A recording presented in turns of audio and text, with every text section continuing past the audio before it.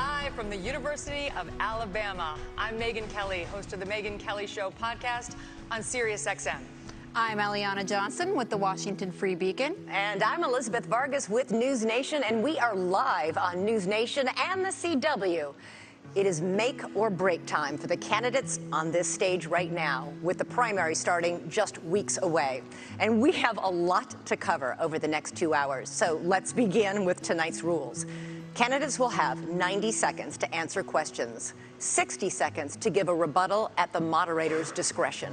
You will all see the timing lights that will indicate when time is up and it's time to stop talking. And the time we have is critical over the next 2 hours, so we ask the audience to please keep your applause to a minimum. All right, with that, let's get started. On stage tonight, 4 candidates, all vying to become their party's nominee. And given the state of affairs in our political system right now, one of you might very well do it. Even many Democrats now admit that President Biden is a weak candidate, just as many Republicans acknowledge that former President Donald Trump's multiple legal troubles could imperil his quest for a second term, all of which means one of you could wind up the leader of the free world. Having said that, Mr. Trump is nearly 50 points ahead of all of you in the national polls, 29 points ahead in Iowa, where the GOP caucuses are less than 6 weeks away. And so, as Republicans get ready to vote on whether any of you might be preferable to Mr. Trump, we begin with the question of electability. Governor DeSantis, your campaign and its super PAC have spent the most money, had the most high net worth donors, and had a wave of momentum coming into this race after your big re-election win in Florida. You were seen by many as the candidate most likely to consolidate the non-Trump field. But here we are, a month out from the first real votes, and you haven't managed to do it. In fact, Nikki Haley is beating you in New Hampshire and South Carolina now, and closing in on you in Iowa, not to mention Trump, who is not only dominating in the early states, but is beating you in Florida by over 30 points. Is it fair to say, as Senator Tim Scott did when he dropped out, that voters are telling you, not no, but not now? So we have a great idea in America that the voters actually make these decisions, not pundits or pollsters. I'm sick of hearing about these polls, because I remember those polls in November of 2022. They said there was going to be a big red wave. It was going to be monumental, and that crashed and burned. The one place it didn't crash and burn was in the state of Florida. They weren't predicting that I would win the way I did, and I won the greatest Republican victory in the history of the state of Florida. I'm looking forward to Iowa and New Hampshire. The voters are going to be able to speak, and we're going to earn this nomination. And here's what we need. I am sick of Republicans who are not willing to stand up and fight back against what the left is doing to this country. You've got to be willing to stand strong, and you've got to be willing to beat these people. I'm the only one running for president that has beaten these people on issue after issue. We beat the teachers' unions when we did school choice. We beat Fauci on COVID. We beat George Soros when we removed 2 of his radical district attorneys. We beat the Democrats on election integrity.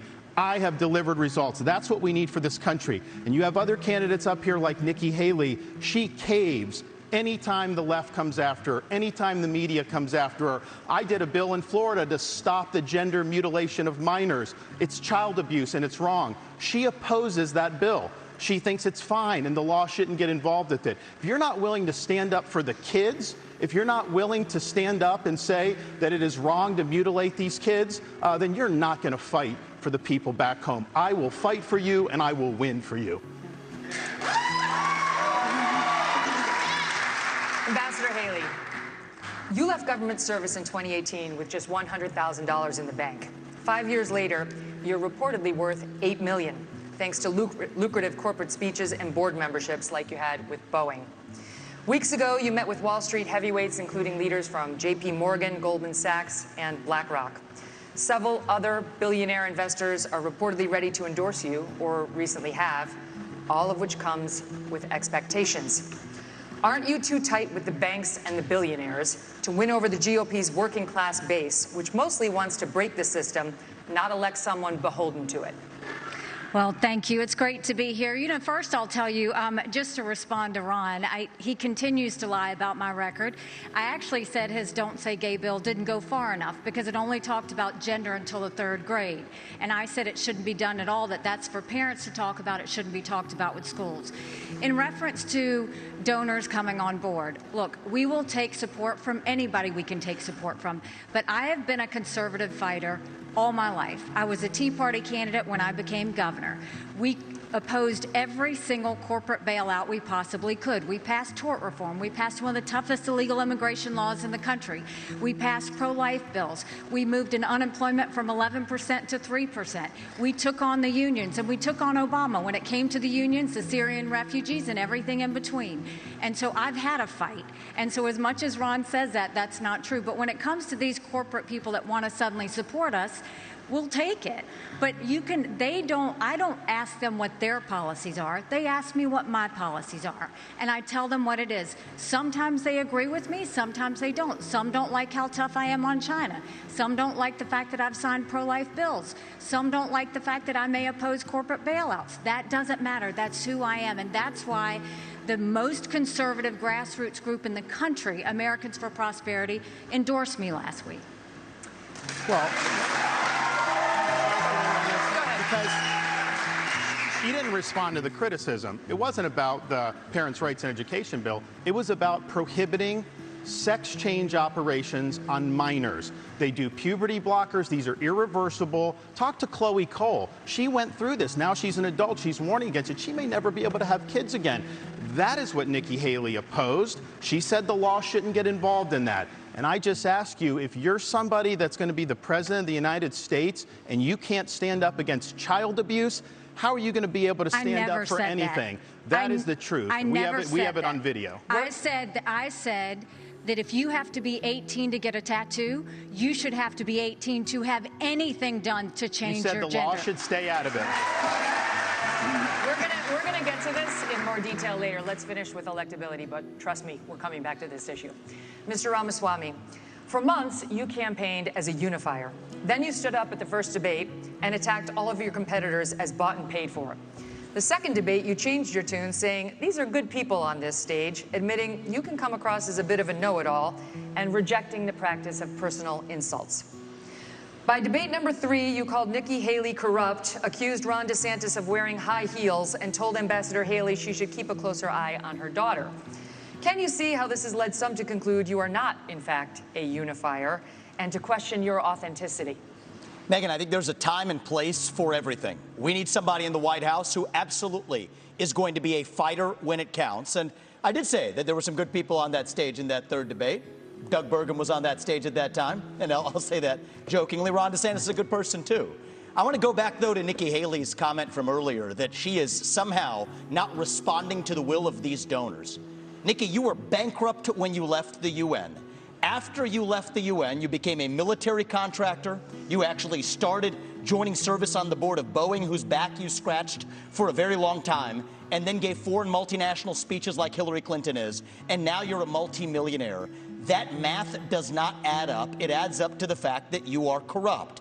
And when I said they were bought and paid for, I meant the Republican establishment, not the Democratic establishment.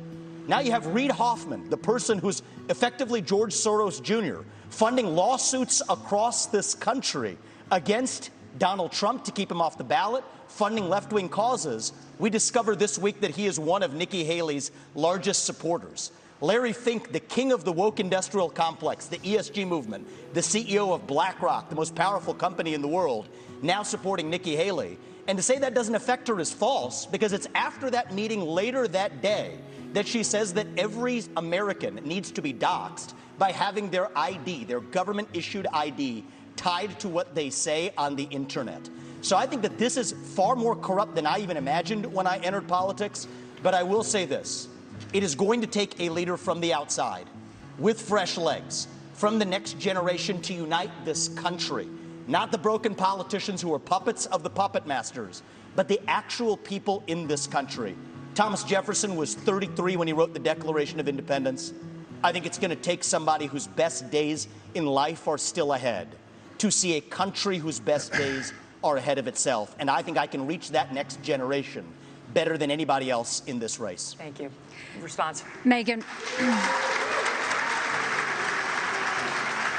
First of all, we weren't bankrupt when I left the UN. We're people of service. My husband is in the military, and I served our country as UN ambassador and governor.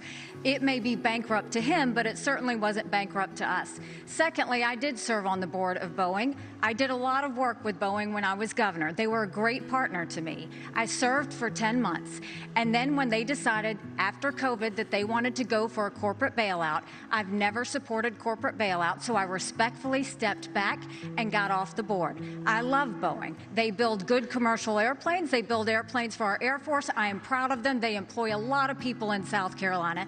But that's why I left the Boeing board. There's nothing to what he's saying. And in terms of these donors that are supporting me, they're just jealous. They wish that they were supporting them. But I'm not going to sit there and deny. Hold on, let me get the governor in, and then I'll go to Governor And DeSantis. Vivek, he wrote a book talking about ESG and these woke corporations and BlackRock. The idea that I want to do that in Florida, they were managing our part of our pension, and then when they did the ESG, I took $2 billion away from BlackRock. We took action. This ESG, they call it environment, social governance, and again, Nikki is meeting with all these people. They want to use economic power to impose a left-wing agenda on this country. They want basically to change society without having to go through the constitutional process. We've kneecapped it in the state of Florida. The next president of the United States needs to be able to go to that office on day one and end ESG. And the fact of the matter is, we know from her history, Nikki will cave to those big donors when it counts. And that is not acceptable. I did write that book, Ron, and the irony is Nikki Haley was heaping praise on me when I wrote that book, but now I worry. I was warning about the woke industrial complex in this country as a warning. Apparently, she read it as a how-to manual, just like she reads George Orwell's books as well. And so I think that that's actually far more dangerous than, this is really important for people to understand. We're marching towards fascism under Biden. Jack Smith has subpoenaed every last retweet that someone has issued from Donald Trump in the year 2020. The only person more fascist than the Biden regime now is Nikki Haley, who thinks the government should identify every one of those individuals with an ID. That is not freedom, that is fascism, and she should come nowhere near the levers of power, let alone the White House. I've got to get to Governor Christie. I haven't forgotten about you, No, but can I just say, can you speak? I really appreciate it. How are you doing, sir? Good to see you. Can you please speak to the requirement that you said that every anonymous internet user needs to out themselves? They're both hitting you on it. I would be happy to, and I love all the attention, fellas. Thank you for that. I'll say this. What I said was that social media companies need to show us their algorithms. I also said there are millions of bots on social media right now. They're foreign, they're Chinese, they're Iranian.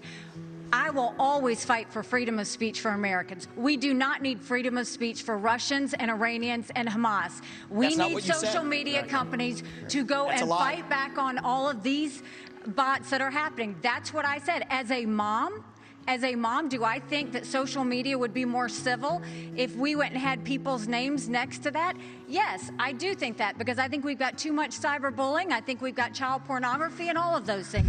But having said that, I never said government should go and require anyone's name. That's false. She said, I want your name. She as President of the United States, her first day in office, she said, one of the first things I'm going to do, I said we were going to get the millions of bots. She wants government ID to dox every American. That's what she said. You can roll the tape. She said, I want your name. And that was going to be one of the first things she did in office. And then she got real serious blowback, and understandably so, because it'd be a massive expansion of government. We have anonymous speech. The Federalist Papers were written with anonymous writers. Jay, Madison, and Hamilton, they went under Publius.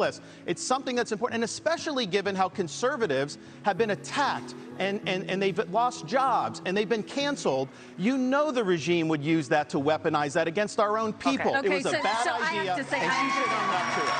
Come on, I'm going to give you 15 seconds, and then there is the governor, former governor of New Jersey. This cracks me up because Ron is so hypocritical, because he actually went and tried to push a law that would stop anonymous people from talking to the press, and went so far to say bloggers should have to register with the state if they're going to write about elected officials. It was in the, check your newspaper. It was absolutely there. I have never said government should trample on your constitutional rights. You can come back to it later. This is more dangerous than the Democrats. You're lying. This section's over.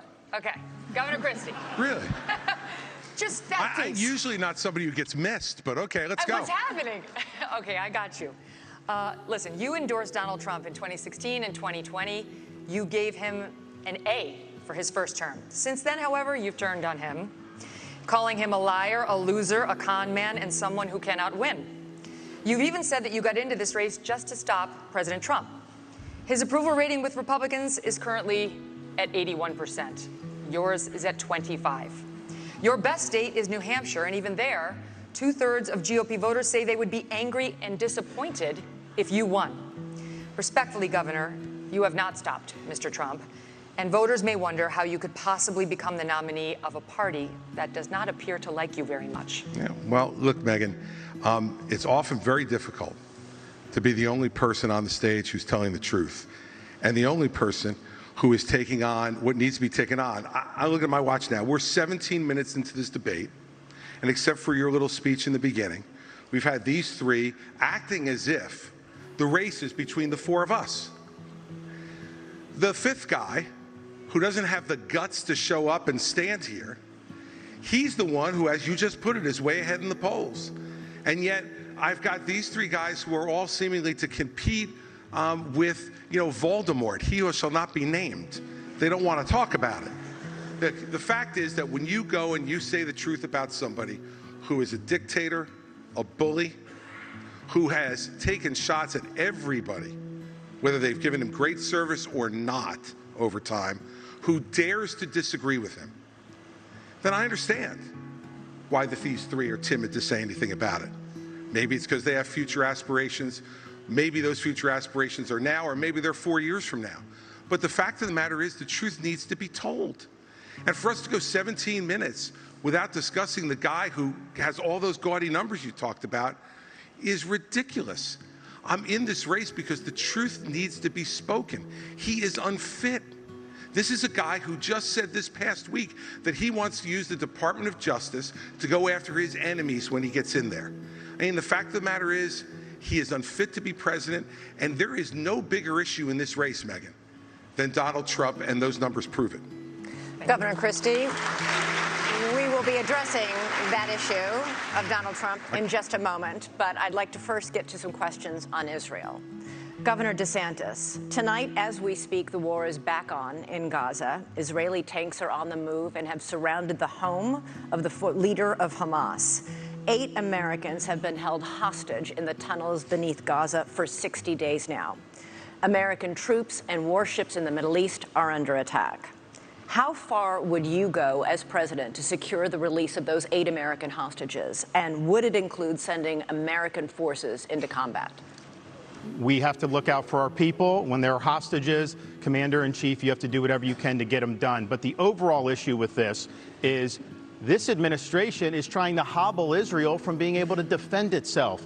They have a right to eliminate Hamas and win a total and complete victory so that they never have to deal with this again. Hamas wants nothing less than a second Holocaust. They would wipe off every single Jew off the map. They would destroy the state of Israel if we could. Joe Biden will say they support Israel, and then they do nothing but try to kneecap them every step of the way. You should not try to direct their war effort. We should work together with them so that they can bring Hamas to heel. Look, I served in Iraq back in the day. I'm the only one running for president that served in the military. I understand that part of the world. It's not the best part of the world. We do have troops there that Biden is leaving basically as sitting ducks. And you have the Iranians that are attacking these troops, and he's responding with basically pinpricks. If you harm an American service member, you're going to have hell to pay when I'm president. We are not going to let our troops be sitting ducks. We also need to look at what's the underlying problem here. Iran.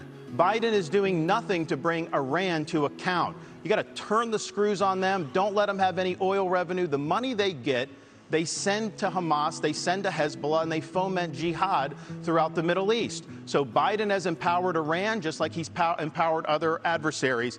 We stand with Israel. They're our best ally in the Middle East. We have a unique relationship with them, and you will see a strong relationship when I'm the president of the United States. But would you send American troops? Elizabeth, look, this is the problem with the first 3 debates. Ron gets asked a question, and he doesn't answer it. Your question was very specific. You said, would you send American troops as commander-in-chief? And he went on to this minute and 30-second hosanna about his knowledge of the military and what we need to do, and didn't answer your question. Look, when you're president of the United States, you're not going to have a choice whether to answer that question or not. Your generals, your Secretary of Defense, your Secretary of State, your National Security Advisor are going to present plans to you. They're going to look at you and say, do we go or don't we, Mr. President? And you can't give a 90-second speech about your military service, as laudable as it is. Would you send American troops in to rescue those hostages? Absolutely. If they had a plan which showed me that we could get them out safely, you're damn right I'd send the American Army in there to get our people home and get them home now. And I'll answer that question directly. Thank you, Governor Christie. Mr. Ramaswamy, you have said it was irresponsible for Ambassador Haley to call Hamas's terrorist rampage an attack on America and for her to, quote, rabidly shout, finish them, end quote. The Hamas terror attack left dozens of Americans dead and was the deadliest attack on Jews since the Holocaust. Why wouldn't it be a good thing to finish Hamas? Finish them was purposefully vague in a discussion that included Iran, which is what I objected to. And I think it's, as U.S. president, you have to be responsible. What happened to Israel was dead wrong. What Hamas did was medieval. It was subhuman. It was immoral. And we have to call that out for what it is on October 7th. But to say that that was an attack on America fails a basic test. I mean, Nick, if you can't tell the difference between where Israel is and the U.S. is on a map, I can have my 3-year-old son show you the difference. That is irresponsible because it has major consequences, because that doesn't leave room for what actually is an attack on America. So I believe I have the strongest pro-Israel position actually on the stage, even though it's a little bit different than the standard GOP talking points. And it is this. The founding vision of Israel, David Ben-Gurion, the George Washington figure of Israel, what did he believe? He believed that we don't want, as Israel, to depend on the fleeting sympathies of the West and have our hands tied. I think Israel has an absolute right to defend itself to the fullest, without the U.S., the UN, or the EU, or anybody else second-guessing their decisions, as the Biden administration, guess what, is now starting to do. I think that's a more deeply pro-Israel position than anybody else, and it keeps the actual lines of accountability clear because it is a pro-American position. And as leader of the United States of America, just as a father of 2 sons, my sole moral duty is to my family. As your next president, my sole moral duty is to you, the people of this country. That's how I'm going to lead. So I'll tell Bibi, you smoke the terrorists on your southern border, you go ahead and we're rooting for you. We're going to smoke the terrorists on our own southern border, and that's how I'm going to lead this country. But Americans were killed in that attack. Americans were killed in that attack. And so if you looked at this terrorist attack and the number of Americans, this would be one of the top 10 terrorist attacks in American history. So our own people were killed in that attack. And I think it's absolutely appropriate to point that out and to say that we're in this together, and we are going to work with Israel so that these people are brought to justice. I agree with that. Ambassador Haley, I'm coming to you.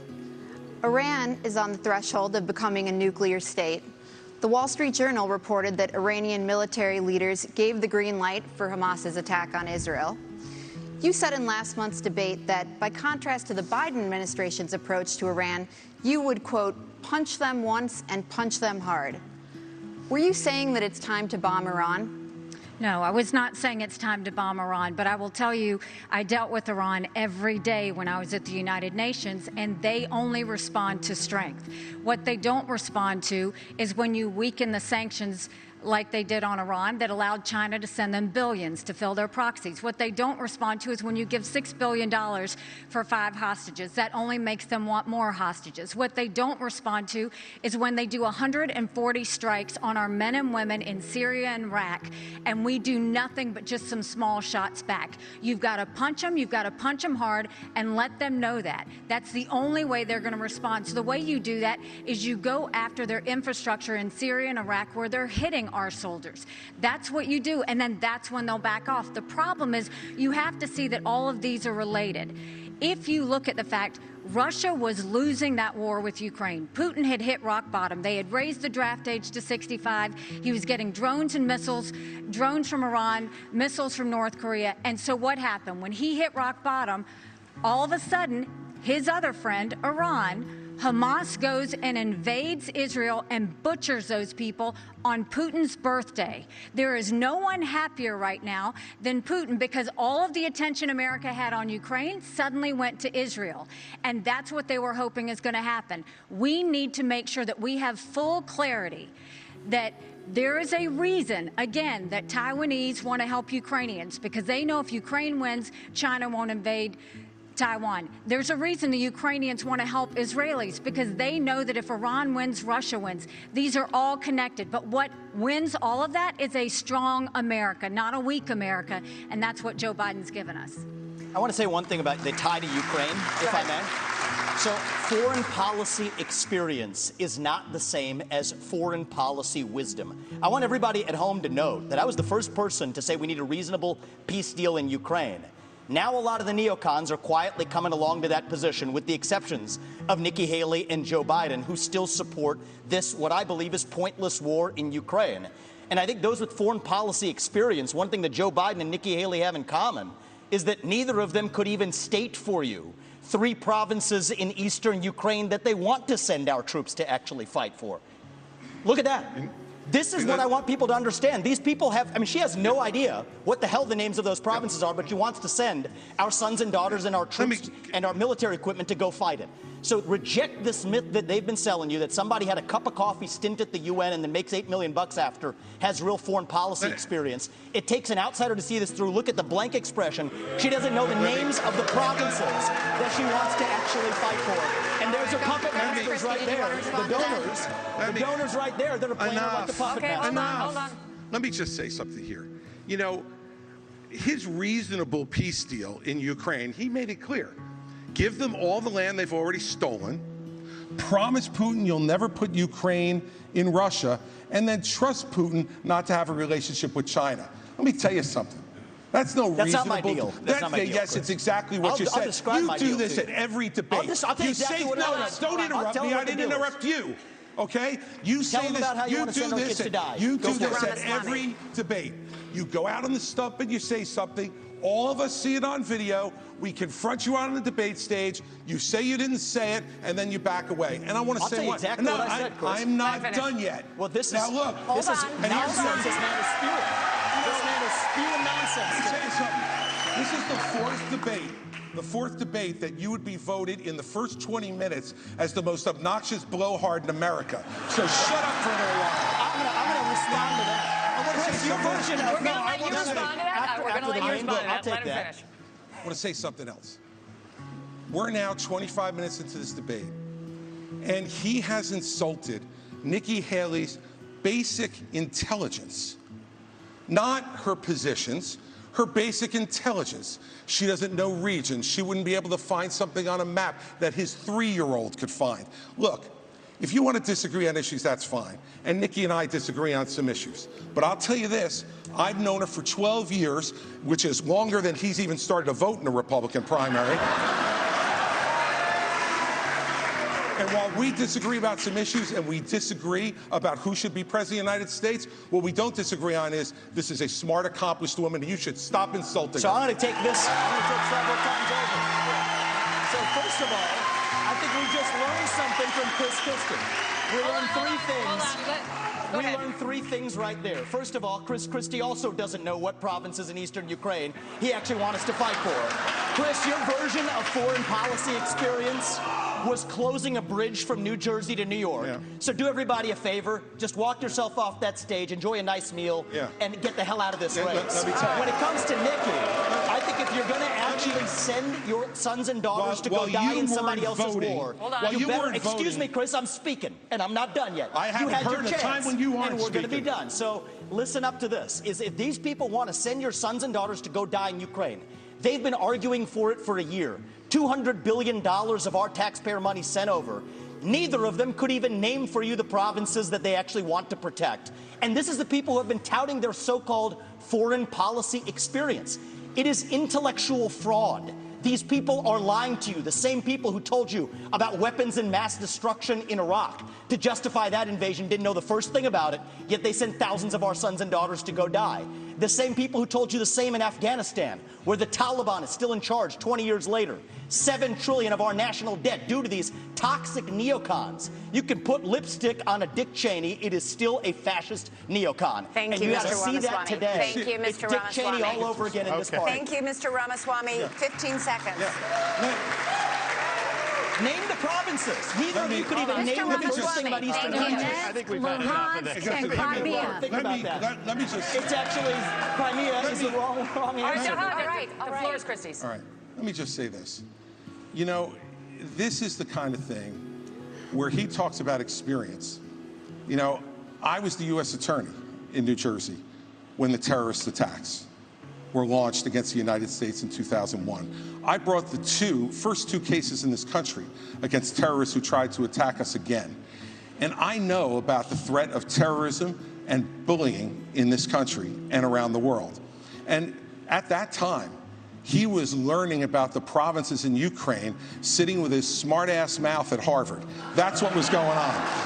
And so the fact of the matter is, and back then he was a Democrat. So you know, the fact is that all he knows how to do. Well, you were busy hugging Barack Obama, getting him elected. Thank you. All he knows how to do is insult good people who have committed their lives to public service and not say anything that moves the ball down the field for the United States.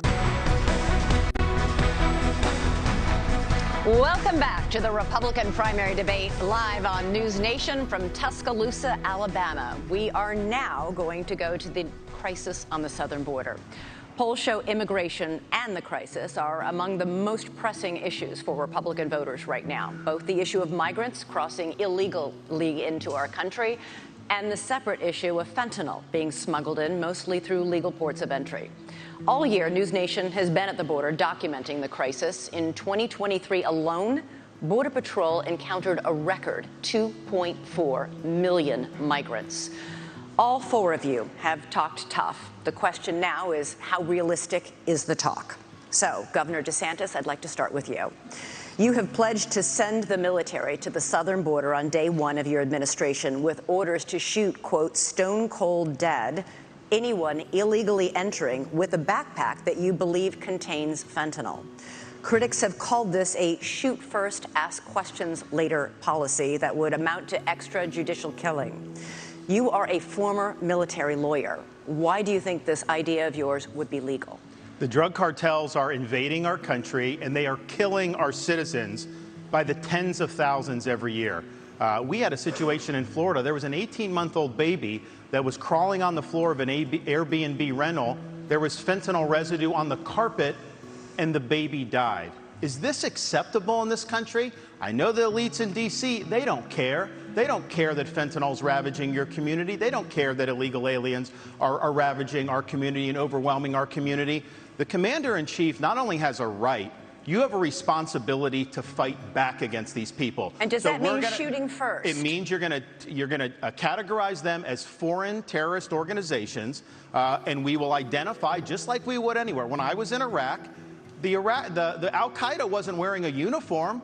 You'd see anyone walking down the street, they all had man dresses on. You didn't know if someone had a bomb, an IED attached or not. And so you had to make a judgment based on intelligence, based on positive identification. But we're going to be able to get the intelligence on these cartel people. And here's the thing. If we had a wall across the southern border, which I support, this would not have happened. We need to build a wall across the southern border. I'll get it done, and Mexico is supposed to pay for it. Remember, here's how you do that.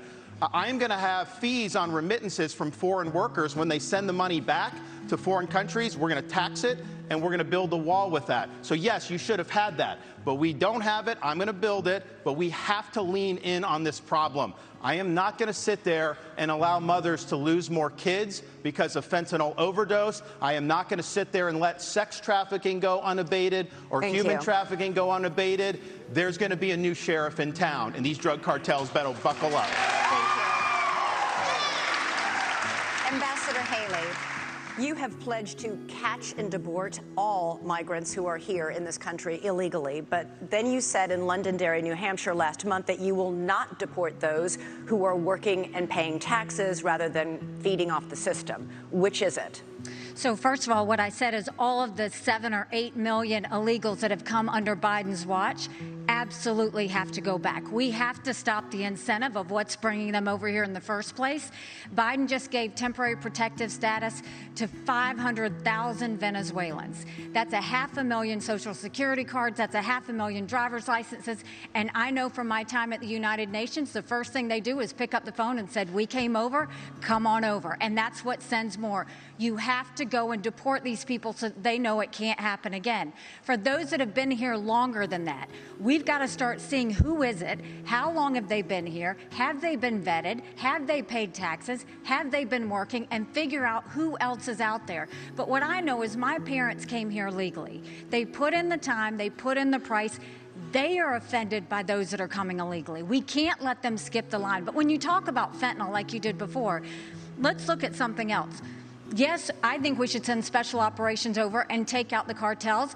I think we should do a remain in Mexico policy so they never step foot in U.S. soil in the first place. But look at where fentanyl came from. Let's go to the heart of the matter. It came from China. That's why we need to end all normal trade relations with China until they stop murdering Americans with fentanyl. I promise you, they need our economy. They will immediately stop that. But this is where Trump went wrong. Trump was good on trade, but that's all he was with China. Because here he allowed fentanyl to continue to come over. He continued to allow them to he would give them technology that would build up their military and hurt us. He allowed the Chinese infiltration for them to buy up farmland, to put money in our universities, and to continue to do things that were harmful for America. We now have a spy base in Cuba and police stations, and Trump didn't do anything about it. Thank you. China, though, I mean, listen, this is rich, because when she was governor of South Carolina, she was the #1 ranked governor of bringing the CCP into her state. She wrote a love letter to the Chinese ambassador saying how great a friend China is. You can look at it. We put it on our website, rondesantis.com. There's also a video of her as governor standing in front of a Chinese flag with a Chinese business saying that she now works for them, talking about this Chinese company. So she's been very weak on China. Now, here's the problem. The rhetoric is different, but her donors, these Wall Street liberal donors, they make money in China. They are not going to let her be tough on China, and she will cave to the donors. She will not stand up for you. 15 seconds, Ambassador. First of all, he's mad because those Wall Street donors used to support him, and now they support me. The second thing is he has a company, a Chinese company, UGAS, that he just did a rally there last year. They have given you $340,000 in campaign donations between them and their employees. They are tied to the Communist Chinese Party. Jinko Solar is another one. They went and expanded. You gave $2 million in subsidies. I banned China from buying land in the state of Florida. The Department of Homeland. I ejected the Confucius Institute. Nikki Haley brought Confucius Institutes to the universities in South Carolina. That is not true. I ejected them. So I have a record of standing up and do what's right. And here's the thing. You have a record of lying. She's trying to say things like that. Even the liberal media groups that usually if I say the sky is blue, they'll fact check me and say that's wrong. They looked at her charges. They said it was totally false, that they could not find one instance of me recruiting a Chinese business coming to Florida. You know why? Because we never recruited any Chinese businesses to the state of Florida. Thank you. Thank you. Mr. Ramaswamy, over the past year, fentanyl has killed more than 75,000 Americans, 1,000 of them right here in Alabama. You have vowed to use the military to, quote, annihilate drug labs inside Mexico, something the president of Mexico said would be a hostile act. But fentanyl can easily be made anywhere, and labs that are shut down can easily and quickly be replaced. Are your tough enforcement policies offering false hope to a country racked by addiction? To the contrary, I don't think it's going to have to come to that if we deal with the actual demand side problem that we also have in this country. I mean, the easy part is talking about how we're going to use our military to secure the border. I will, and I believe that everybody else wants to do the same thing. But the harder part is dealing with the crisis of purpose and meaning, the mental health epidemic raging across this country like wildfire. And there's a reason why after the opioid crisis, you see fentanyl. And even after we get fentanyl, and we are going to be sure to make sure we do it, this one is worse for many reasons. They're illegally lacing it into pharmaceuticals, so it's more dangerous. But we're deluding ourselves. The real false promise here is thinking that we're going to have dealt with that underlying mental health epidemic in this country by just dealing with the demand side of it. But I want to get back to this issue of the root cause, because a lot of these are coming from labs in Wuhan, China, of all places, drug materials that are going to the Mexican drug cartels that they're pumping across that southern border like a modern opium war. I think it is going to take a U.S. president that's going to have a very different conversation with Xi Jinping than what Joe Biden just had in California. I will tell Xi Jinping, you will not only not buy land in this country or donate to universities in this country, U.S. businesses won't expand into the Chinese market until they're playing by the same set of rules. And the same country that's putting fentanyl into illegal pharmaceuticals in Mexico, it's no coincidence, is the exact same country that also unleashed hell on the world with the COVID-19 pandemic. We also have to hold them accountable with every financial lever that we have available. That is what it actually means to stand with a spine. And you mark my words, if we're willing to stand with the spine, China will absolutely have to fold because they're in a tougher spot than we are. And then we're back to playing by the same set of rules. Thank you, Mr. Ramaswamy. Thank you. Let's talk about the economy. Ambassador Haley, homeownership has always been part of the American dream, but it's increasingly out of reach for younger Americans. This year, mortgage rates reached 30-year highs. Home prices have risen $190,000 over the past decade. Is this the free market at work? Or should the federal government do something to make homes more affordable? Well, first of all, I mean, you're exactly right. My daughter just got married, and I saw how hard it was for her and her husband to buy a home. Right now, the average homeowner in America is 49 years old. You've got young people everywhere. That used to be the American dream, and now it's out of reach. But you look at what happened. You first of all look at what the Fed did. The Fed did a terrible job when they allowed all of that money to go through. You saw the Treasury bond rates go up. That affected mortgage rates, that affected automobile rates, that affected insurance rates. And so now we have a high interest rate. You've got a supply issue. Ask any builder. The supply issues have continued to be there. That's caused the rate to go up. And then you've got insurances that have gone up. And so what you have is a lot of younger people who, one, can't afford a home, but two, the banks aren't lending them any money. They've made the regulations so hard that they don't want to give loans on mortgages anymore. So what we have to do is we have to open it up. We have to, one, grow our economy so that people have more money in their pockets. We've got to look at the supply chain and make sure that we are funneling that so that builders don't have to sit there and go overseas to find things. And then we need to make sure that we really stop paying down this debt, make sure that we stop the borrowing, stop the spending. I'll veto any spending bill that doesn't take us back to pre-COVID levels, because our kids are not going to forgive us for all the spending that happened. And as much as everybody wants to talk about how Donald Trump had a good economy, $9 trillion in debt he did just in 4 years. And we're all paying the price of that, including those mortgage prices. We're going to come back to President Trump, I promise. Governor DeSantis, the latest News Nation Decision Desk poll found that inflation tops the worries of American voters. 61% say they're very concerned, and the working class is hardest hit. Economists say this was fueled by a glut of federal spending. The Biden administration has added $6 trillion to the national debt so far, but President Trump wasn't exactly a penny pincher. His administration added $7.8 trillion. Do Republicans, including President Trump, share the blame for inflation? And what concrete steps would President DeSantis take to help Americans make ends meet? The borrowing, printing, and spending of money was both parties in Washington, D.C. That's just a fact. These Republicans in Washington have spent. It's driven your prices higher, and it's driven your interest rates to the point where you can't afford. I met a young fella in Iowa. He had graduated college a couple years ago, and he's like, Governor, I don't have a chance. I'm gainfully employed. He's like, I have no chance to afford a home and start a family. That is taking the American dream away from people. So we're going to get the inflation down. We're going to get the interest rates down. We are going to reduce spending, and I will be willing to veto, and I vetoed a lot as governor of Florida, and we'll do that. We're also going to open up all of our domestic energy for production. Lower your gas prices, lower the price of fuel. That's going to help the economy. It also help jobs, and we'll do it. But, you know, another thing that's burdening young people are these student loans. Now, I don't support having a truck driver having to pay a student loan for someone that got a degree in gender studies. That is wrong. We should not have taxpayers do that. What I'm going to do, though, is I'm going to get to the root cause of the problem. These student loans are going to be backed by the universities because they need to have an incentive to produce gainful employment for people. They should not be indulging in ideological studies. They should be focusing on things that work. And we're going to take some of this money and we're going to move it to actual vocational training. In Florida, we doubled apprenticeships. We have more truck drivers. These are in-demand skills. Don't let anybody tell you that the only way you can be successful is through a 4-year brick and ivy degree. That's one way you can be. It's not the only way, and we're going to fix that problem in the United States of America. Mr. Ramaswamy, you've praised cryptocurrency like Bitcoin as an opt-out from our, quote, broken financial architecture, and you oppose efforts to regulate it. The head of the largest international crypto exchange just pleaded guilty to allowing his platform to launder money for terrorists, including Hamas. You say your cryptocurrency plan will, quote, ensure economic freedom for Americans, end quote.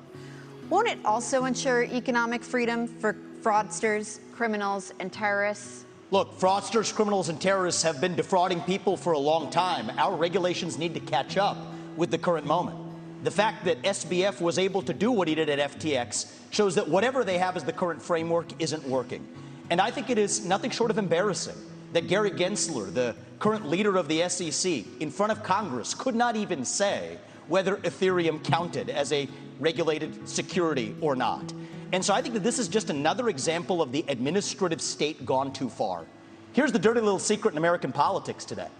The people who we elect to run the government are not the ones who are even actually running the government.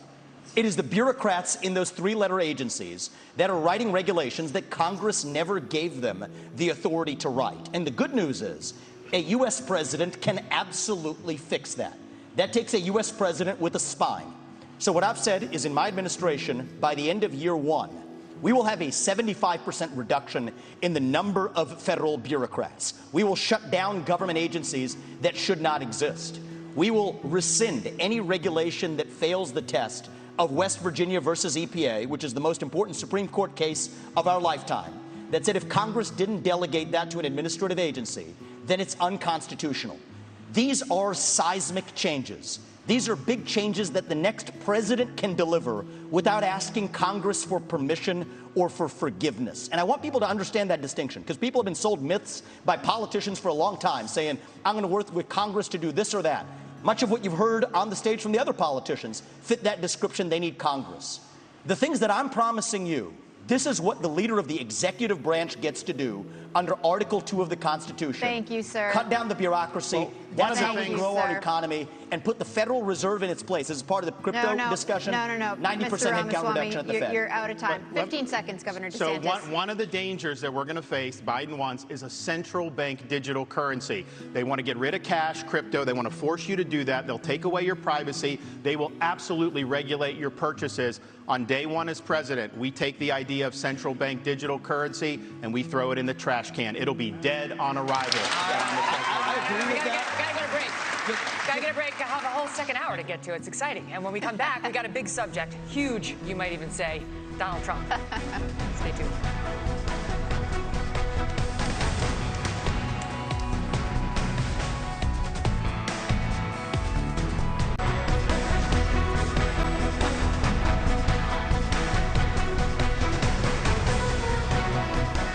Welcome back, everyone. So you've all spent a lot of time criticizing each other on this stage, as Governor Christie pointed out, and less so for most of you on the front runner in this race, Donald Trump. We invited him to come tonight, as you know, but he declined to come. But we'd like to ask you a couple questions about him now. Ambassador Haley, former President Trump recently promised, if he's reelected, to bring back and expand his program restricting immigration from Muslim countries. Here he is in Iowa on October 16th. No longer will we allow dangerous lunatics, haters, bigots, and maniacs to get residency in our country. We're not going to let them stay here. If you empathize with radical Islamic terrorists and extremists, you're disqualified. You're just disqualified. Ambassador Haley, do you support President Trump's plan for ideological screening? Well, I don't think that you have a straight-up Muslim ban as much as you look at the countries that have terrorist activity that want to hurt Americans. You can ban those people from those countries. That's the way we should look at it, is which countries are a threat to us. You look at what came across the southern border. What worries me the most are those that came from Iran, from Yemen, from Lebanon, those areas where they say death to America. That's where you want to be careful. It's not about a religion. It's about a fact that certain countries are dangerous and are threats to us. A president has one job, and that's to keep Americans safe. And that's what we've got to do, is make sure that we have good national security in that process. And that's the way you should look at it, is where the terrorist threats are, how we're going to deal with it, and what we're doing about it. And the biggest threat we have right now is communist China. But you have to also look at what Iran and Russia are doing as well. And we need to be paying attention to that. That's why we have to focus on things like cyber, on space, on artificial intelligence, and not just the regular things that we've always focused on. It's not just terrorism, though. That's important. But look what's happened in Europe. You have more anti-Semitism in Germany than at any time since Adolf Hitler. Why? Because they imported mass numbers of people who reject their culture. Europe is committing suicide with the mass migration, and it's illegal and legal. Nikki Haley said the other day there should be no limits on legal immigration, and that corporate CEOs should set the policy on that. There needs to be limits on immigration, and we should not be importing people from cultures that are hostile. So, for example, I said with the Gaza, you had some of the squad wanted to import 300,000 people from the Gaza Strip. I said, no, we're not taking anyone from Gaza because of the anti-Semitism and because they reject American culture. So we've got to get smart about this. We cannot let the United States be like Europe. So Governor there's Christie. a low-hanging fruit here, if I may just hit this point, because it relates to what they just said. There are things that the government can do right now that nobody's talking about amongst the professional politicians in this race. What about all of the illegals who are already here? Here's the answer. There's 287G in the law. That is a provision that already allows ICE agents to deputize or allow local law enforcement to enforce those ICE warrants. And it shocks me that nobody in the Republican Party is talking about it, because there are 1 million then officials, law enforcement officials in this country. And against that backdrop, we absolutely have the ability to deport anybody who's in this country illegally. Thank you, Mr. Ramaswamy. We need to be talking about it more in this country. Thank you. Governor Christie. I actually did that as governor of South Carolina. Governor Christie asked last night in Iowa whether he would be a dictator if he wins a second term in office. Donald Trump quipped, no, quote, except for day one, promising to seal the southern border. He has also pledged to begin the largest deportation operation in American history, saying that migrants are, quote, poisoning the blood of our country. He has pledged to round up and expel an estimated 11 million undocumented immigrants in the United States. What do you make of that plan? I think it's completely predictable. I mean, look, he's made it very clear. There's no mystery to what he wants to do. He started off his campaign by saying, I am your retribution. 8 years ago, he said, I am your voice. This is an angry, bitter man who now wants to be back as president because he wants to exact retribution on anyone who has disagreed with him, anyone who has tried to hold him to account for his own conduct. And every one of these policies that he's talking about are about pursuing a plan of retribution. And yet, at the first debate, my three colleagues on this stage, when asked if he would be convicted of federal felonies, would they still support him, raised their hand, looked into the camera, and let everybody know that they would still support him even if convicted of federal felonies. Federal felonies, by the way. Federal felonies which involve our election process, federal felonies which involve the most sensitive of our governmental secrets, federal felonies where he instructed others to commit crimes, folks who are now agreeing to go to jail because of what they did in his name. So do I think he was kidding when he said he was a dictator? All you have to do is look at the history. And that's why failing to speak out against him, making excuses for him, pretending that somehow he's a victim, empowers him. You want to know why those poll numbers are where they are? Because folks like these three guys on the stage make it seem like his conduct is acceptable. Let me make it clear. His conduct is unacceptable. He's unfit, and be careful of what you're going to get if you ever got another Donald Trump term, he's letting you know, I am your retribution. He will only be, Elizabeth, he will only be his own retribution. He doesn't care for the American people. It's Donald Trump first. Thank you, Governor Christie. Governor DeSantis. Governor DeSantis. Thank you. Thank you. Governor DeSantis. Donald Trump would be older on day one of his second presidency than Joe Biden was on day one of his first. You have said Trump is not the same man he was when he ran in 2016. Your campaign is running ads showing Trump confused. And you have said he has, quote, lost the zip on his fastball. You seem to be saying Donald Trump is no longer mentally fit to be president. Is that what you think? Look, he is showing, Father Time is undefeated. The idea that we're going to put someone up there that's almost 80 and there's going to be no effects from that, we all know that that's not true. And so we have an opportunity to do a next generation of leaders and really be able to move this country forward. We also need a president that can serve 2 terms. I don't think Donald Trump, I think he's going to have, I don't think he'd be able to get elected. The Democrats want him to be the nominee. We see that. They are going to turn the screws the minute, if he got the nomination, but do you think he's mentally fit to be president? I think we need to have somebody younger. I think when you get up to 80, I don't think it's a job for that. But let me just respond to some of the things there. Look, the media is making a big deal about what he said about some of these comments. I would just remind people that is not how he governed. He didn't even fire Dr. Fauci. He didn't fire Christopher Wray. He didn't clean up the swamp. He said he was going to drain it. He did not drain it. He said he was going to build the wall and have Mexico pay for it. We don't have the wall. He did say in 2016 he'd have the largest deportation program in history. He deported less than Barack Obama did when Barack Obama was president. So some of these policies he ran on in 16, I was cheering him on then, but he didn't deliver it. Here's what I can promise people. 100% of the things I promised as governor, I delivered on those promises. I beat the left time and time again, and that's what I'll do for you as president. We got to start winning again as a party. Yes, win the election, but we've got to start getting these issues. I will go in and wreak havoc on this bureaucracy. You will see people fired, and we are going to bring a reckoning for how this government handled COVID-19. Now, Chris, you've had your chance to wax eloquent on Donald Trump. You've been doing it all this whole race. Why doesn't he just answer the question? The question was very direct. Is he fit to be president or isn't he? The rest of the speech is interesting, but completely non-responsive. And if we were in a courtroom, they'd strike the answer and say, Governor DeSantis. No, they wouldn't. They would say that you're a smart they would man. argue that No, they would. No, they wouldn't. They would Chris. strike the answer because you're not answering it. You Is he fit? You have your thing. Is he fit or isn't he? No, I don't have my thing. We don't. He's the thing. Is he fit or isn't he? You're talking about him being 80 years old. It doesn't mean that somebody couldn't get elected. That's up to the people. Governor DeSantis, let him finish. Or isn't he? Governor DeSantis, let him finish. Ron, is he I think we have an opportunity to do somebody who is in the prime of their life. We don't have to worry about all this stuff with confidence. We can get it done, and we'll do it. I'm going to come to you. Finish. Look, Father Time is undefeated. I don't know how he would score on a test, but I know this. We have an opportunity to nominate someone and elect someone for 2 terms who's going to be spitting nails on day one and for 8 years deliver big result. We should not nominate somebody who's almost 80 years old. Okay. He's afraid to answer. No, I'm not. You have to either you're afraid or you're not listening. No, it's not. There's a simple question.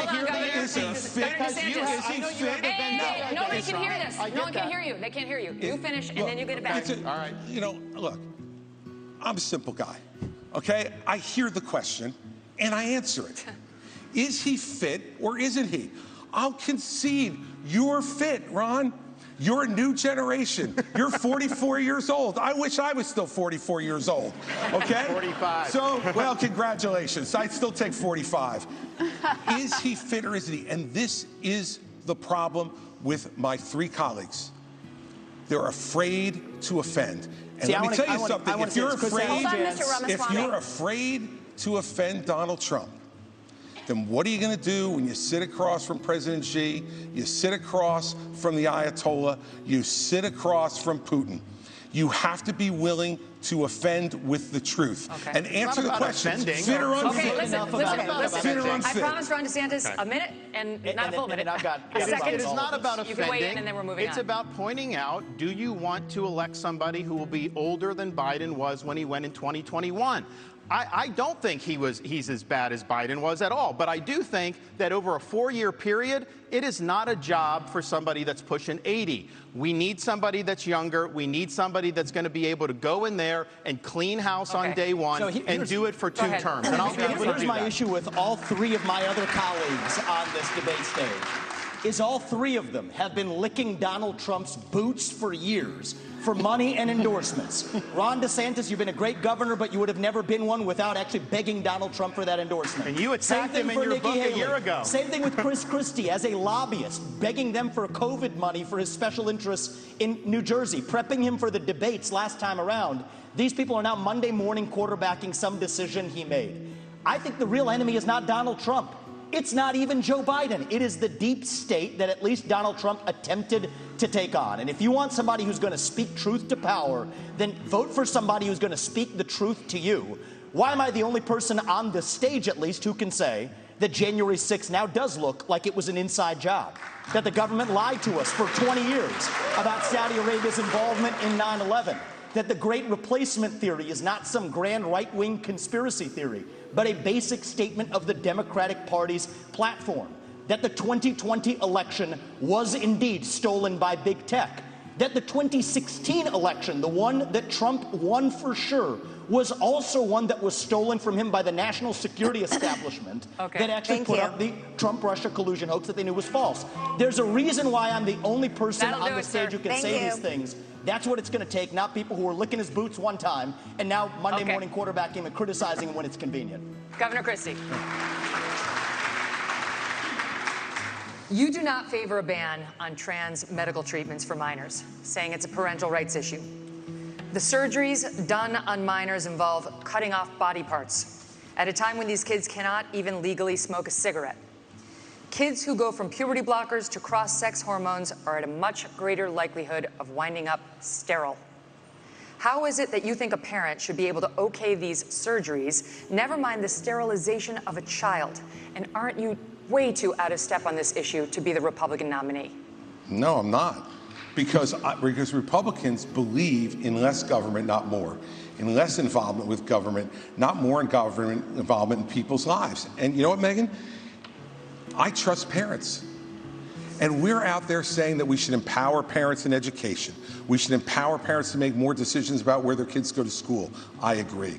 We should empower parents to be teaching the values that they believe in their homes without the government telling them what those values should be. And yet we want to take other parental rights away. I'm sorry. As a father of 4, I believe there is no one who loves my children more than me. There's no one who loves my children more than my wife. There's no one who cares more about their success and health in life than we do. Not some government bureaucrat, not some. You look at these jokers down in Congress. It takes them 3 weeks to pick a speaker, and up until 2 days ago, they couldn't promote somebody in the military in the United States Senate who earned their new rank. And we're going to put my children's health and my decisions in their hands for them to make those decisions, for Joe Biden to make those decisions, for me and for my wife. Let me just say this. This is not something I favor. I think it's a very, very dangerous thing to do. But that's my opinion as a parent, Megan. And I get to make the decisions about my children, not anybody else. And every parent out there who's watching tonight, you start to turn over just a little bit of this authority, the authority they're going to take from you next, you're not going to like. I'll stand up for parents each and every time. So there are laws banning smoking or drinking by a certain age. Let me tell you something. I have a follow-up question for him, and you guys are going to get to weigh in. Okay, here's my follow-up question.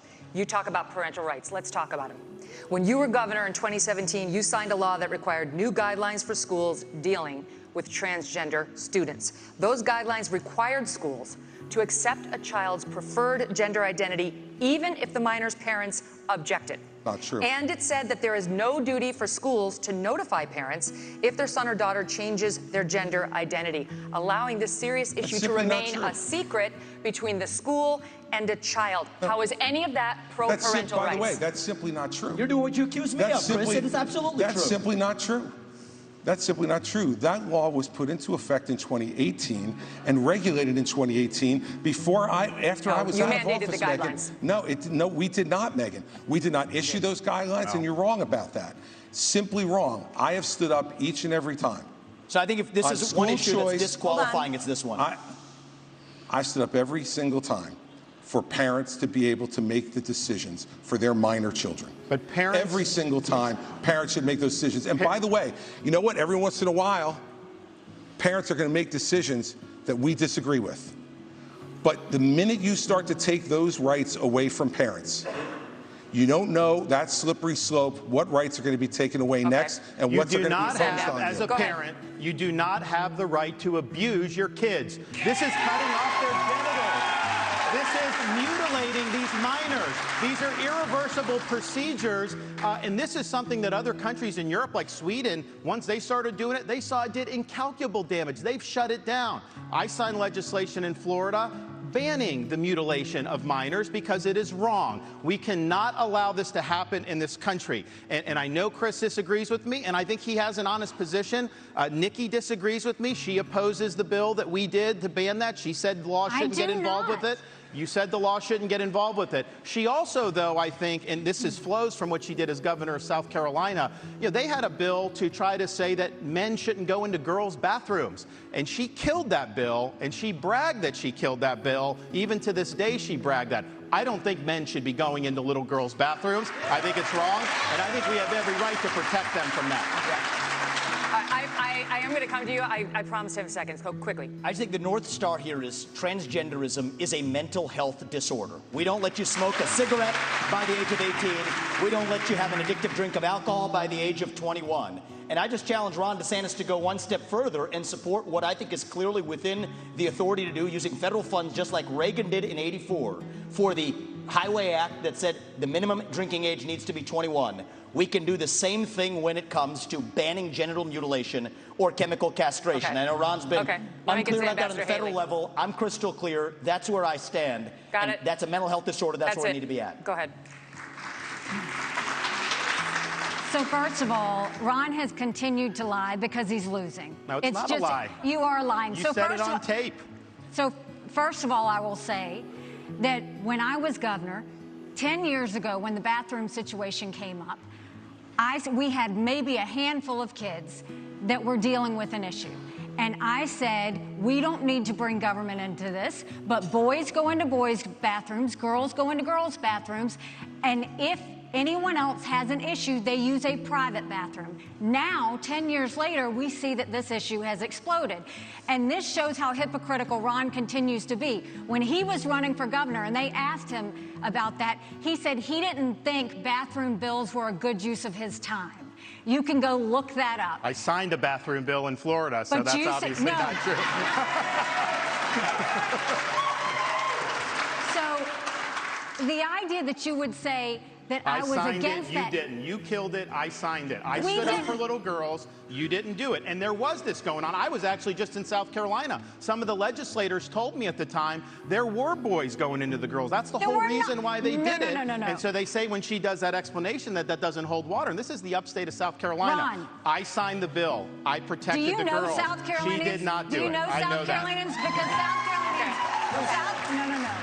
You are not going to talk about my state like that, because I will tell you for a fact, South Carolinians never allowed that to happen, and we did not have that issue at the time. What I have always said is boys go into a boys' bathroom, girls go into a girls' bathroom. But hold on one second. I also say that biological boys shouldn't be playing in girls' sports, and I will do everything I can to stop that because it's the women's issue of our time. I signed legislation to protect women's sports. I actually get this stuff done. You got it.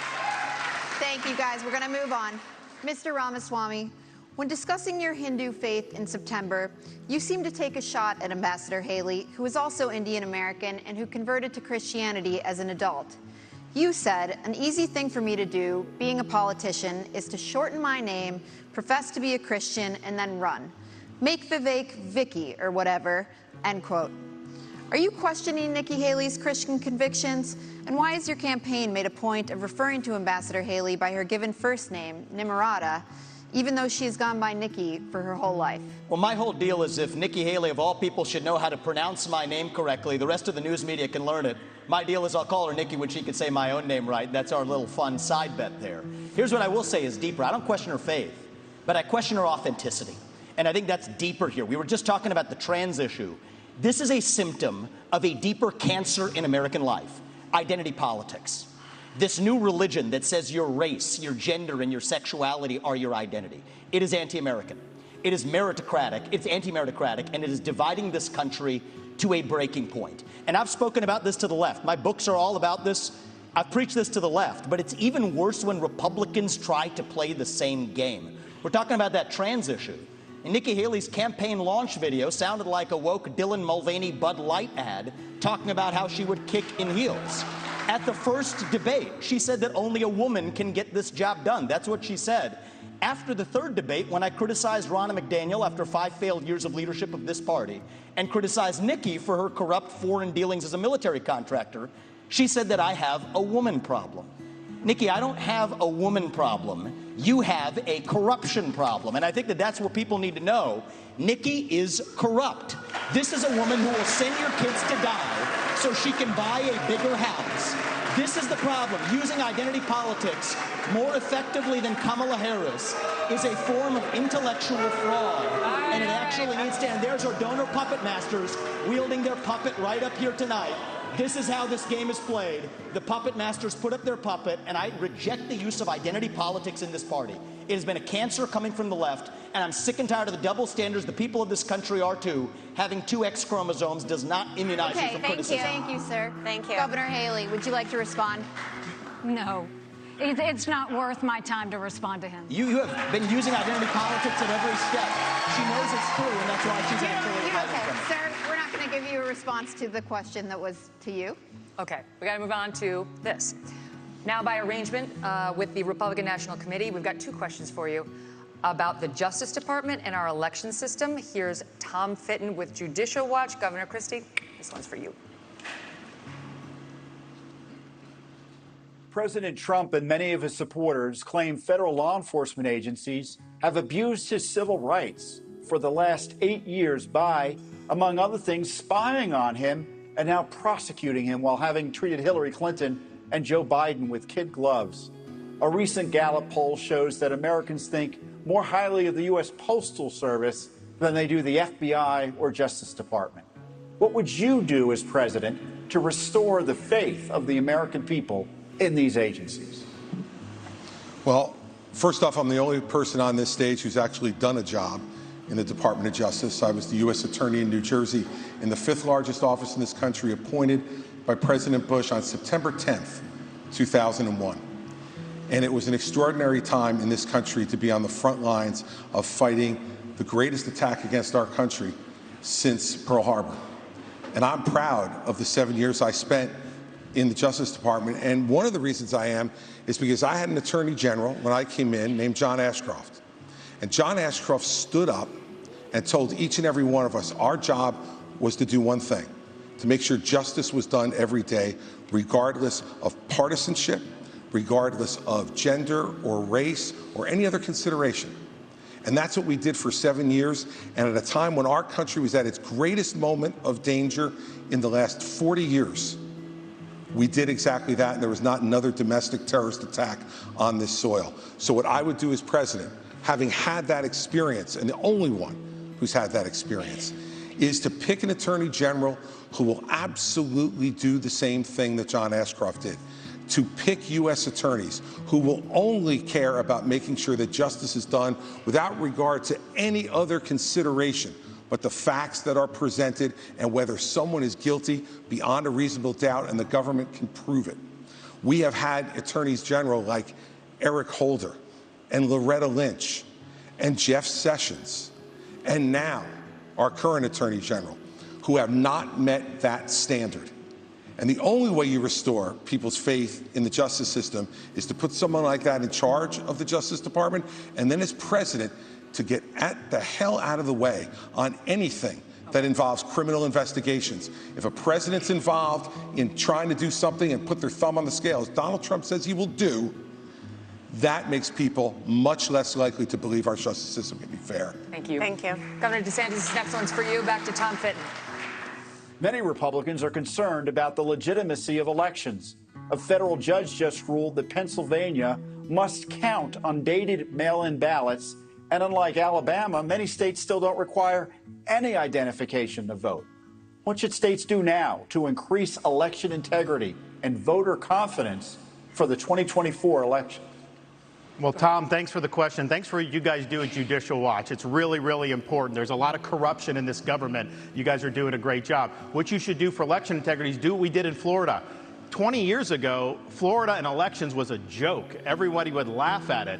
I came in, I removed a couple supervisors from South Florida. We require voter ID universal, no Zuckerbucks, no mass mail balloting, and no ballot harvesting. We even have an agency that prosecutes people for violating election laws. The result of that, in both 2020 and 2022, we counted millions and millions of votes on election night, produced the results, it was transparent, and everybody was happy. That is not happening throughout this country. But let me tell you this as the nominee. I think it's important. Not every state's where we need it to be. There is ballot harvesting in places like Nevada, all these places. I am not going to fight with one hand tied behind my back. I'm going to have organizations in all the swing states. If they're harvesting, we're harvesting. If they're Zuckerbucks, we're Zuckerbucks. We are going to exploit whatever the rules are. I favor changing the rules to be like Florida and some of the other states that have done a good job. But until then, we have to do that. And then just on the Justice Department and FBI.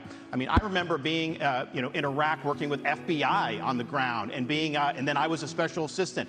I used to have such a high regard for these agencies. What they did to Donald Trump with the Russia collusion was one of the biggest abuses of power in the history of our country. These agencies need to be cleaned out. With me, you'll have a new FBI director on day one. We're going to clear out the DOJ, the IRS, all these places. Buckle your seatbelts. There's going to be a new sheriff in town. Thank you. All right, we got to do a quick break. We're going to come back in 1 minute. China up next.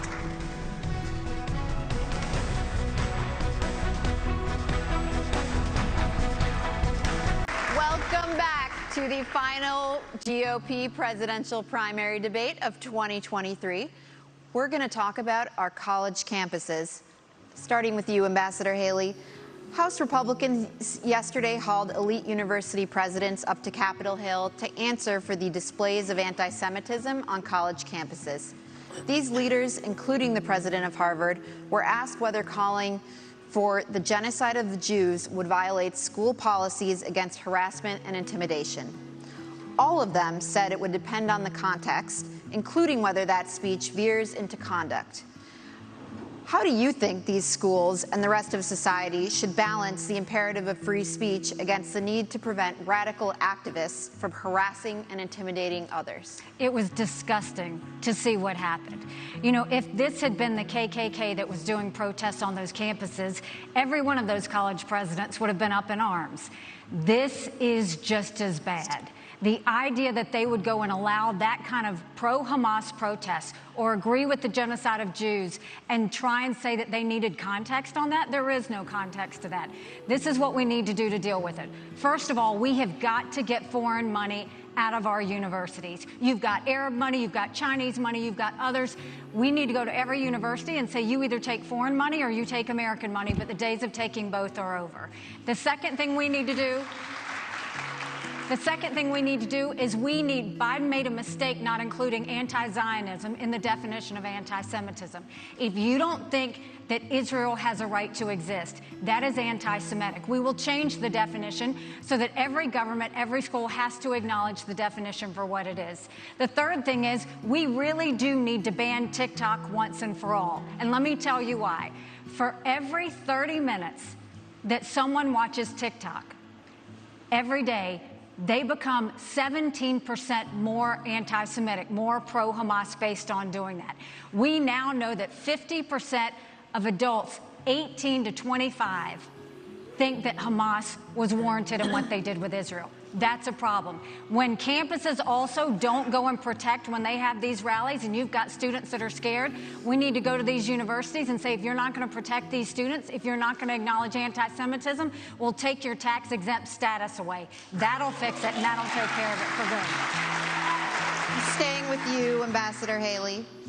On October 6th, the Israeli government thought it had a clear-eyed view of the threat from Hamas. In fact, according to the New York Times, it even had Hamas's attack plan and dismissed it as an aspiration. The Israelis were wrong. In our country, the FBI director told the Senate panel just yesterday that he sees, quote, blinking red lights everywhere, and that the threat level has, quote, gone to a whole nother level since October 7th. Which of the threats facing our country do you worry could blindside us? What worries me and what keeps me up at night is what happens between now and Election Day while Joe Biden's in office. That's what worries me more than anything else. But I'll tell you that America right now is acting like it's September 10th. We better remember what September 12th felt like, because it only takes one. And whether you're looking at open borders that are allowing people to come in, Iran knows the easiest way to get to America is through the southern border, and we're not doing anything to stop it. We've got to get the foreign infiltration out of our country, whether it's in our schools, whether it's on our social media, whether it's we need to stop all foreign lobbying that's happening to members of Congress, and we need to start securing America again. Until we do that, we are going to be at threats. We've got to look at Iran, China, and Russia want to destroy the West. We have to start acting strong again. We've got to start protecting Americans. Right now, Americans don't feel protected, and we're not doing anything to strengthen it. So Joe Biden continues to be a problem. That'll change on Election Day. Governor DeSantis, if China invades Taiwan, would you send American troops, as President Biden has said he would do? We will be able to deter that from happening. I think that's the important thing. We need a strategy of denial so that we're deterring Xi's ambitions. What if it doesn't work? It's going to work. Taiwan's an ally. We have longstanding American policy, and you know how that's done, and we will follow that. But here's the thing. Taiwan is important not just because of semiconductors. It's important because if China is able to break out of this first island chain, they're going to be able to dominate commerce in the entire Indo-Pacific. They will use that to export authoritarianism all around the world, including here in the United States. You look at some of these guys, actually some of them that are supporting Nikki on Wall Street, they grovel to China. Anytime something happens, they got to go do that. So they already exert a huge amount of authority over this country. It will get a lot worse. So deterring China's ambitions is the #1 national security task that I will do as president, and we will succeed. The 21st century needs to be an American century. We cannot let it be a Chinese century. Mr. Ramaswamy, I think we need to be clear. I'll be clear on the same issue, if I may. I'm coming to you next on Taiwan. You said if you want to stop Xi from invading Taiwan, quote, let's open a branch of the NRA in Taiwan and put an AR-15 in the hands of every family and train them how to use it. That will give Xi a taste of American exceptionalism, end quote. The National Police in Taiwan announced a zero-gun policy last year. Is this a serious policy proposal? And if it isn't, why do you keep repeating it? Well, it's part of a broader deterrence strategy. And so I think I'm going to respectfully disagree with Ron here. I think the next U.S. president needs to be crystal clear that at least for the foreseeable future, the U.S. will absolutely defend Taiwan. And it is with that clarity that we actually achieve deterrence. But I have a broader strategy than that. We need to get on side in our relationship with India, take it to the next level. India has to be able to block the Andaman Sea, which is where China gets most of its Middle Eastern oil supplies. That's critical. I also do believe the Second Amendment is a critical way of preventing foreign autocrats from being able to. It's worked in America. Why wouldn't it work in Taiwan? So it is part of a broader strategy. But I do think that we need to be specific about our deterrence strategy, or else Xi Jinping is just encroaching by the day. And the reason why we're not doing it for China, I want to be crystal clear, is because we're scared. Why are we scared? Because we depend on them for our modern way of life. Why do we depend on them for our modern way of life? It's because Nikki Haley's latest friends like Larry Fink have created commingled economies with BlackRock telling Exxon and Chevron they can't drill here, while being a shareholder of PetroChina, not applying those same constraints in China. So it is our economic dependence on China that makes us scared. If that were a Russian spy balloon, we'd have shot it down in an instant. If that were a Russian spy base in Cuba, we'd be actually going hard on them instead of turning the other way as we are with China. So it comes back down to that economic dependence. We cannot depend on them for our pharmaceuticals, our semiconductors, and people have been lied to for a long time. Our own military, the F-35 jets that we make in this country, depend on China, and it's going to take an outsider to fix that broken establishment. Thank you, Mr. Ramaswamy. Ambassador Haley, would you like to respond? I mean, when it comes to China and Taiwan, the one way that we keep China from going into Taiwan is, one, make sure that we win in Ukraine, that we protect our friends, but also let China know that there'll be hell to pay if they go into Taiwan. They need to know that there is going to be a force that's going to go against them. And they need to know it's not just going to be the United States. That is why we need to build our partnerships with India, with South Korea, with Japan, with the Philippines, with Australia. We need to start pulling that alliance together. And the first way we do that is we need to make sure that on day one, we look at the fact, if China pulled the rug out from under us tomorrow, would we be ready? Think about what happened during COVID. Everybody told you to wear a mask. They were made in China. Everybody told you to take a COVID test. They were made in China. Everybody went and, I mean, everything that happened. If you go to the drugstore, all those medicines are made in China. We have to make sure that we are not relying on China for anything related to our national security, which means let's start focusing on doing deals with our friends now. Thank you, Ambassador. Governor Christie, I'd like you to weigh in on that. And do you think arming every family in Taiwan with an AR-15 is a plausible policy? You know, I don't think we have constitutional authority over Taiwan to give them a Second Amendment. I think they can only do that for themselves. But look, I want to be really clear. Once again, I want to play the role of actually answering your question, which is if China went after Taiwan, you're absolutely right. I would, as president, have us go militarily and defend them. Secondly, I'm not afraid, based upon those economic relationships, to do that, because these economic relationships mean nothing. Nothing. If what's going to happen is that China is going to come and act in that region of the world however they see fit. It's not right. And I'll say this about what I heard from Nikki earlier. She said that Donald Trump was good on trade. He wasn't. And the proof that he wasn't good on trade with China is that all he did was impose tariffs, which raised the prices for every American. You want to know what has contributed to inflation in this country? Yes, it's more government spending. Yes, it's the fact that we're printing too much money. Absolutely. But it is also the increase in prices that were driven by Donald Trump's tariffs. And one last thing.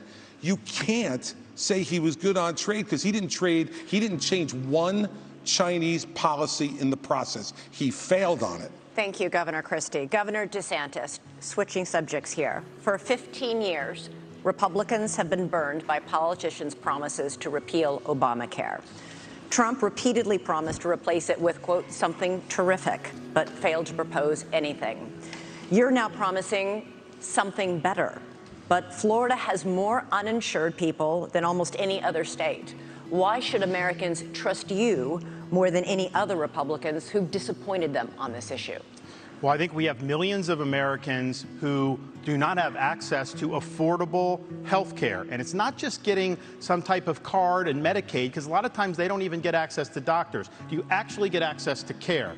The other thing is we have millions and millions of people who don't have access to good doctors and good hospitals. Florida did not expand Obamacare. I think the states that did that, I think, are struggling financially. So that, yes, we declined to do that, and I don't think that that was the right policy to do. But we are going to go after the cost. You're paying too much for everything. We've actually addressed this in Florida in some ways, but you need price transparency. You need to hold the pharmaceuticals accountable. You need to hold big insurance and big government accountable, and we're going to get that done. I think it's very, very important economically. I think it's very, very important for the country that we get that done. Go ahead. Yeah, so I actually wanted to, this is a very personal issue to our family. I wanted to take actually a minute to recognize my wife who's here today. Badass surgeon. She did a bunch of cases with cancer survivors earlier today, flew here to be tonight. We'll be back at 7 a.m. in Columbus, Ohio tomorrow, taking care of those patients in the OR. And on the front lines of people who have actually not swallowed for years. And here's something that's awful that's happening in our healthcare system. They'll pay for anything like feeding tubes, doctors to be pill pushers, but for the procedures that can actually make these patients better, we have a broken healthcare system that doesn't pay for it. My wife, Apoorva, in many cases, does not get paid for those procedures. She does them anyway because it's the right thing to do. but that does not work system-wide. So here's the answer. We don't have a healthcare system in this country. We have a sick care system. We need to start having diverse insurance options in a competitive marketplace that cover actual health, preventative medicine, diet, exercise, lifestyle, and otherwise. And here's how we deliver that. End the antitrust exemptions for health insurance companies. That's where the competitive marketplace begins. That's crony capitalism, and that's the answer. Okay, through Operation Warp Speed, the Trump administration and private industry developed a COVID vaccine in record time. The program protected the drug companies from virtually all lawsuits over vaccine injuries. The government has a program to compensate for such harm, but critics say it is a black hole of bureaucracy. 12,000 claims filed, 10% decided, only 8 payouts so far, in a forum with no right to counsel, no hearings, no appeals. Mr. Trump says he's very proud of Warp Speed. Should he be? Well, this question specifically on liability goes back to actually Reagan. And Reagan is a president who I admire. Many of us do. I think that reviving that spirit is in many ways going to be good for this country in so many ways. But one of the areas where he erred was this special form of lobbying to say that one kind of manufacturer, a vaccine manufacturer, cannot be sued for their product liability. So I have pledged, it is part of my legislative agenda, we will repeal that, just like we will repeal every other form of crony capitalism. People who have been harmed by those vaccines deserve accountability. They cannot be forgotten Americans. And I think one of the top lessons we learned from that COVID pandemic is that free speech in this country is most important in those alleged times of emergency. If we had been allowed to openly debate the merits of those vaccines, they would have been never mandated in the way that they were. And in general, I don't think that we should want capitalism and democracy to share the same bed anymore. It's time for a clean divorce. Let companies be companies, but I don't like the crony capitalism. This dates back a long time in both parties. And I think that we need to end the lobbying. And I personally believe that if you have been working in the government, you should not lobby that government for 10 years. If you have been a government elected official doing deals with companies, be they Boeing or be they pharmaceutical companies, you should not join the board of that company for 10 years after. The former chairman of the FDA, the leader commissioner of the FDA, ended up on the board of Pfizer. Nikki Haley did deals with Boeing, ends up on the board of Boeing. I don't care if it's a Republican or a Democrat. We need some basic principles that end the corruption in government.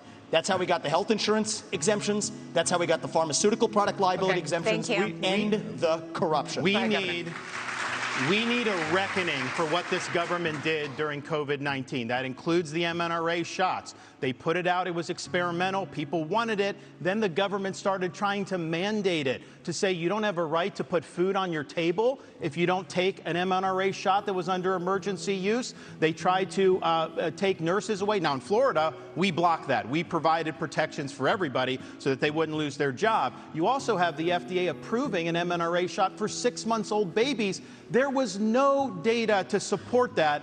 They're doing it because big pharma will make money. So I'm going to go in there, CDC, NIH, FDA. We're going to clean house. There's going to be a reckoning because right now nobody's been held accountable for any of the damage. And they're going to try to do it again. When I'm president, this will never happen to our country ever again. Thank you, Governor DeSantis. And we will be right back in just a few moments for our closing statements from our 4 candidates at the Republican primary debate.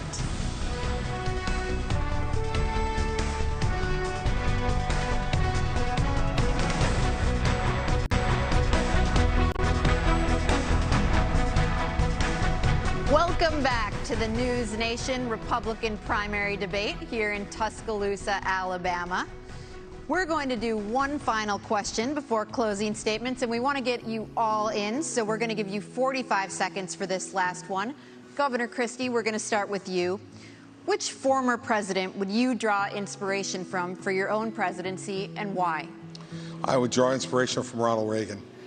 In the last year, I've spent a lot of time writing a book about President Reagan that's going to be called What Would Reagan Do? That book's going to come out early in 2024. And what I learned more than anything else was that Ronald Reagan was a slave to the truth. Ronald Reagan stood up for the truth, whether it was popular or unpopular at the moment. In 1964, he stood up against the John Birch Society when it was very unpopular to the party to do it, but he would not put up with our party standing for lies and deceit, even if it gave him political progress. That's the kind of president that I will be, and I would draw that inspiration from the 40th President of the United States, Ronald Reagan. Ambassador Haley. Well, I have to say, too, I think George Washington, when you look at the responsibilities he had of how do you go and take on this great American experiment and make sure that the people are protected, and they always knew that government was intended to secure the rights and freedoms of the people. It was never meant to be all things to all people. And then you look at Abraham Lincoln, and you look at the challenges, and you look at the division that happened in our country, and the ability to lead in spite of the loud noises and say, what will bring out the best in people to get us to go forward is always something that's important, and I think we need that now more than ever. Governor DeSantis. Reagan, Washington, Lincoln, excellent. One of the guys I'll take inspiration from is Calvin Coolidge. Now, people don't talk about him a lot. He's one of the few presidents that got almost everything right. He understood the proper role of the federal government under the Constitution. We need to restore the U.S. Constitution as the centerpiece of our national life, and that requires a president who understands the original understanding of the Constitution, who has a good sense of the Bill of Rights, and who knows how we've gone off track with this massive fourth branch of government, this administrative state which is imposing its will on us and is being weaponized against us. So Silent Cal knew the proper role of the federal government. The country was in great shape when he was president of the United States, and we can learn an awful lot from Calvin Coolidge. Over to you, Mr. Ramaswamy, to conclude our history lesson. Sure. Well, I will say Ron picked a president who was born on July 4th. I'll pick one who died on July 4th. It's Thomas Jefferson. He was 33 years old when he wrote the Declaration of Independence, and you all are sitting on a swivel chair today. He invented the swivel chair while he was at it, while writing that Declaration of Independence. That's that founding spirit that we miss, that we're the pioneers, we're the explorers, the guy who sent him out on the Lewis and Clark expeditions. And I think a lot about what would Thomas Jefferson say to today's Republican Party. And I think one thing he'd remind us of, we haven't talked about it as much tonight, but I think it is one of the interesting ideological discussions we're having in our party is freedom of speech. You get to express your mind freely, no matter how heinous the opinion. Thomas Jefferson understood that. All He's right. an inspiration Thank you, for sir. me. Thank you, Mr. Ramaswamy. And believe it or not, it's time for closing statements. Governor Christie, would you like to begin? Sure, thank you. I want you all to kind of picture in your minds Election Day. You'll all be heading to the polls to vote, and that's something that Donald Trump will not be able to do because he will be convicted of felonies before then, and his right to vote will be taken away. You know, look, here's the bottom line. You can boo about it all you like and continue to deny reality. But if we deny reality as a party, we're going to have 4 more years of Joe Biden. When my colleagues here raised their hands and said they would support him even if he was a convicted felon, the bigger problem with it is they were confirming the lies he's told to the American people. If you're too timid to take on Trump, believe me, others will see that timidity. Xi, Putin, and the Ayatollah, the border crossers on the southern border, and the criminals in our streets. They'll sense that timidity, and they'll take advantage of that failure of leadership. We need to get back to an old American idea that every person is responsible for their own conduct, even a president. I'll be the kind of president who has the humility that knows that you work for the people. It's not the other way around. I will earn your trust. I want to earn your vote. Thank you, Governor Christie. Mr. Ramaswamy? I'll use this to just address a topic we didn't talk about tonight, but I think is one of the most important topics that needs to be discussed. That is this climate change agenda that is shackling this country like a set of handcuffs. I said at the first debate, and I stand by it. The climate change agenda is a hoax because it has nothing to do with the climate. That's what we have to see. 98% reduction in the climate disaster-related deaths in the last century. 8 times as many people are going to die of cold temperatures this year than warm ones. Yet against that backdrop, there's an issue coming up in Iowa. It's core to Iowa farmers. I met Kim Junker, Kathy Stockdale, and other farmers who are about to have a carbon capture pipeline built across their land using eminent domain to do it. That's unconstitutional and it's wrong. And if you thought COVID was bad, what's coming with this climate agenda is far worse. We should not be bending the knee to this new religion. That is what it is. It is a substitute for a modern religion. We are flogging ourselves and losing our modern way of life, bowing to this new god of climate, and that will end on my watch. Thank it's you, the most critical Ambassador issue Haley. that's coming up. Thank you. Thank you very much. Our country is in chaos. We see it on the southern border. We see it on our streets in our cities. We see it on college campuses. We feel it with our economy, with inflation and with debt. And we feel it around the world with wars in Europe and within the Middle East. We have to stop the chaos, but you can't defeat Democrat chaos with Republican chaos. And that's what Donald Trump gives us. My approach is different. No drama, no vendettas, no whining. I envision an America where we're protected from illegal immigration and Chinese infiltration. I envision an America where we unleash our economy and we reject socialism. But more importantly, I envision an America where we rediscover our national purpose and our pride. Thank you. I crushed Joe Biden in the polls. And if you give me this chance, we will crush him in November and take our country back. Governor. Go to NikkiHaley.com. Thank you, Ambassador Haley. Governor DeSantis.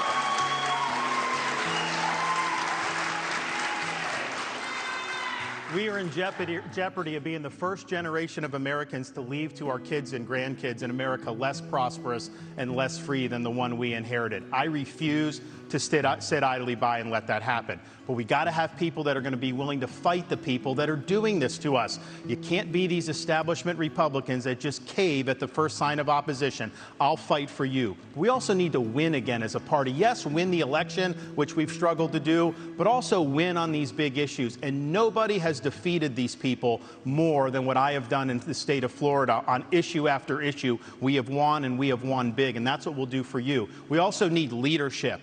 Leadership is not about doing what's easy. It's about being willing to set out that vision, knowing they're going to shoot arrows at you. They're going to come at you. I will fight the good fight. I will keep the faith, and I will finish the race. Thank you, and God bless you. Thank you, all of you.